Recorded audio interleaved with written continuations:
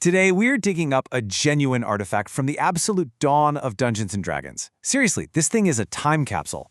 It's a module that was marketed on a bit of a lie, was filled with things like Dwarven go-go dancers, and had some truly game-breaking magic. And yet, hidden inside was a design secret so brilliant, it's still shaping how we play D&D today. Okay, I want you to imagine this. The year is 1975. You've just gotten your hands on this wild, revolutionary new game called Dungeons & Dragons. You've got the rules, you've got monsters, you've got magic, but you don't have an adventure. The game gives you all the pieces to build a world, but zero instructions on how to put them together. So what are you supposed to do? Well, this whole do-it-yourself thing came straight from the creators' wargaming roots. They just assumed that every dungeon master would be just like them, totally eager to build every single room, every trap, every monster from the ground up. And that assumption, it created this massive, completely unintentional vacuum in the market. And into that vacuum stepped a whole new breed of pioneer. And we're not talking about game designers at some big company. Nope. We're talking about passionate fans who saw a need and just decided to fill it themselves, basically creating an entire cottage industry almost overnight. And when I say this new market exploded, I mean it really took off. Just look at this timeline. D&D comes out in '74. Just 2 years later, you get the very first commercial module ever. Then, the next year, Dwarven Glory comes out. But by the end of that same year, the whole game had changed again. Things were moving at an absolutely blistering pace. The company at the center of all this was called We Warriors, and it was founded by a husband and wife team, Pete and Judy Coercion. And I love this part. They literally started out by selling copies of their first adventure from the trunk of their car before they somehow landed this historic distribution deal with TSR, the company that made D&D. Their incredible grassroots hustle was basically the proof of concept for the entire adventure module industry. Okay, so let's actually get our hands dirty and look at the module itself. Dwarven Glory was sold on this really revolutionary promise of infinite replayability. But when you actually look at the maps, the design tells a very, very different and much more linear story. The key marketing buzzword they used was geomorphic. And the idea, honestly, was kind of brilliant. The plan was to give dungeon masters a set of map tiles that they could just shuffle and rearrange to create a brand new dungeon every single time they played.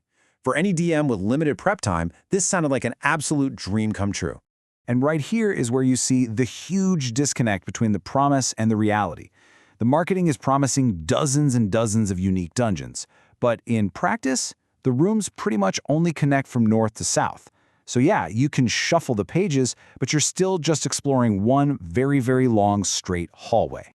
The way the map is built is another direct link to the past. Instead of the square grid we're all used to, it's built on hexes, which is a direct holdover from D&D's wargaming DNA.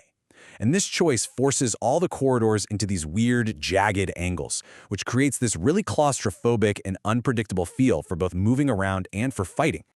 But the strange map geometry? Oh, that is just the beginning. As we go deeper into this dungeon, the whole classic fantasy thing starts to completely fall apart, and it descends into a style that, well, the only word for it is gonzo. Right, this is not your typical token-style dwarven ruin. You've got posters of dwarven go-go dancers. A high priest's room is filled with X-rated materials. There's an ogre who's a really sore loser when you beat him at chess, and a pair of pixies who are trying to scam you by selling you normal clothes they swear are magical. It's just delightfully bizarre. And the treasure is just as chaotic. Tucked in there with the gold coins and normal magic swords is the infamous gem of sexual change. And yes, the text pretty much says this change is permanent. This really shows you a design philosophy that was all about wild, irreversible consequences, a world away from today's super carefully balanced game mechanics. The module also just casually pulls in creatures from other authors' universes.